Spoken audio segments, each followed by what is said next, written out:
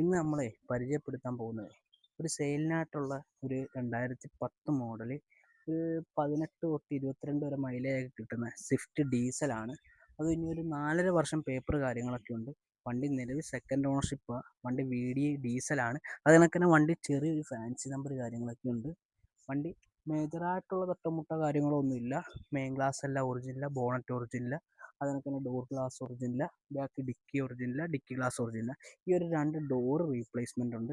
അതെന്താണെന്ന് പറഞ്ഞു കഴിഞ്ഞാൽ മേജറായിട്ടുള്ള റീപ്ലേസ്മെൻറ്റ് കാര്യങ്ങളൊന്നുമല്ല. ഈ ഒരു പേസ്റ്റിംഗ് ഒക്കെ നോക്കിക്കഴിഞ്ഞാൽ ഡോറ് റീപ്ലേസ് ചെയ്തതായിട്ട് തന്നെ ഉണ്ട്. അങ്ങനെയൊക്കെ തന്നെ ബാക്ക് ഡോർ നോക്കുകയാണെന്നുണ്ടെങ്കിൽ കാണാൻ പറ്റും. ബാക്ക് ഡോർ നോക്കുകയാണെന്നുണ്ടെങ്കിൽ എന്നുള്ള പേസ്റ്റിങ് കാര്യങ്ങളൊന്നുമില്ല. ഓക്കെ, വണ്ടിയുടെ ഇൻറ്റീരിയറൊക്കെ നോക്കുകയാണെന്നുണ്ടെങ്കിൽ അത്യാവശ്യം സീറ്റ് കവർ കാര്യങ്ങളൊക്കെ ചെയ്തിട്ടുണ്ട്. വണ്ടിയുടെ ഫ്രണ്ട് ഇൻറ്റീരിയറോട് നമുക്ക് നോക്കാം.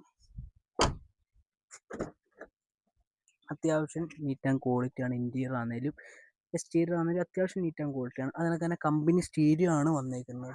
കമ്പനി സ്റ്റീരിയോ ആണ് ഇതിനകത്ത് ആഡ് ചെയ്തേക്കുന്നത്. അത് കണക്ക് തന്നെ ഉണ്ട് കമ്പനി സ്റ്റീരിയോ. വണ്ടിയുടെ കിലോമീറ്റർ നമുക്ക് കാണിച്ചു തരാവുന്നതാണ്. അതിനൊക്കെ തന്നെ സെൻട്രൽ ലോക്ക് കാര്യങ്ങളൊക്കെ ചെയ്തിട്ടുണ്ട്. വണ്ടി തന്നെ കിലോമീറ്റർ നോക്കിക്കഴിഞ്ഞാൽ 1,58,740 കിലോമീറ്ററാണ് ഇപ്പോൾ നിലവിൽ ഓടിയിരിക്കുന്നത്. അതൊക്കെ കറക്റ്റ് കിലോമീറ്റർ ഏകദേശം. വണ്ടിയുടെ എൻജിൻ റൂമൊക്കെ ഞാൻ ഒന്ന് കാണിച്ചു തരാം. എൻജിൻ റൂം കാണിച്ചു തരാവേ.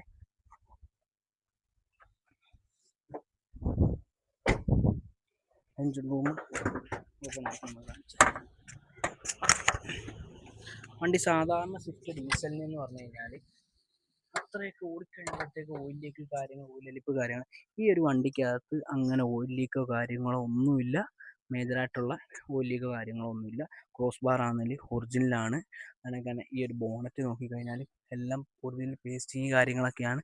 വണ്ടിയുടെ എൻജിൻ റൂം ആണെങ്കിലും അത്യാവശ്യം നല്ല നീറ്റ് ആൻഡ് ക്വാളിറ്റി തന്നെയാണുള്ളത്.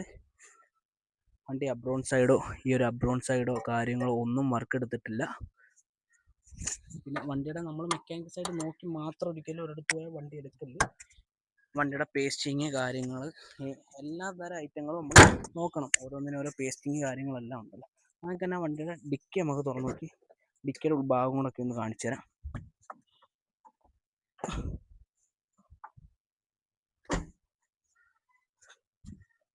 ഡിക്കി തുറന്നില്ലെന്ന് തോന്നുന്നു.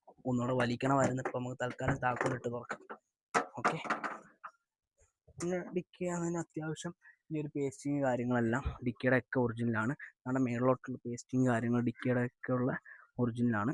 ഓക്കെ, വണ്ടിയുടെ ഇതിനകത്തുള്ള അത്യാവശ്യം സ്റ്റെപ്പിനി കണ്ട പുതിയ ഡിസ്ക് കാര്യങ്ങളാണ്. സ്റ്റെപ്പിനിയുടെ അത്യാവശ്യം നല്ല നീറ്റാണ്. ഡിക്കിയുടെ ഉൾഭാഗമൊക്കെ സാധാരണ എല്ലാ വണ്ടിക്കും മേജറായിട്ടുള്ള പാച്ച് വർക്ക് കാര്യങ്ങളൊക്കെ വരുന്നതാണ്. പക്ഷേ ആ ഒരു വണ്ടിക്കകത്ത് അങ്ങനെയുള്ള പ്രശ്നങ്ങളോ കാര്യങ്ങളോ ഒന്നുമില്ല. പിന്നെ ഇവിടെ ചെറിയൊരു വർക്ക് എടുത്തിട്ടുണ്ട് വണ്ടിയിൽ. ഓക്കെ, പിന്നെ വണ്ടിയുടെ ഈ ഡിക്കി ആണെങ്കിലും ഡിക്കി ഗ്ലാസ് ആണെങ്കിലും എല്ലാം ഒറിജിനലാണ്. വണ്ടിയുടെ ടയർ ഭാഗം നോക്കിക്കഴിഞ്ഞാൽ ഇതേ കണ്ടീഷനിൽ തന്നെയാണ് 4 ടയറും ഉള്ളത്. ഈ വണ്ടി എൻജിൻ സൈഡ് ആണെങ്കിലും വണ്ടിയുടെ പെർഫോമൻസ് ആണെങ്കിലും എല്ലാം പക്കയാണ്. വണ്ടി എന്താ പറയുക, ഒരു 2012 വണ്ടിയുടെ ക്വാളിറ്റി എന്ന് തന്നെയാണ്. പക്ഷേ എൻജിനും ആണ് മോനെ 90-95% പക്കയാണ്. വണ്ടി നമ്മൾ full engine farm full check ചെയ്തതാണ്. പക്ക നീറ്റാണ് എൻജിൻ സൈഡ്. അതും സൈലൻറ്റ് എൻജിനാണ്. ഇതിൻ്റെ ഫീച്ചേഴ്സ് വരുന്നത് 4 door power window, AC, power steering എല്ലാം ആണ് വരുന്നത്. അപ്പം ഈ വണ്ടി 10 മോഡലാണ്. 4.5 വർഷം പേപ്പറുണ്ട്. ഈ വണ്ടിക്ക് ആസ്ക് ചെയ്യുന്ന പ്രൈസ് 2,10,000 രൂപയാണ്.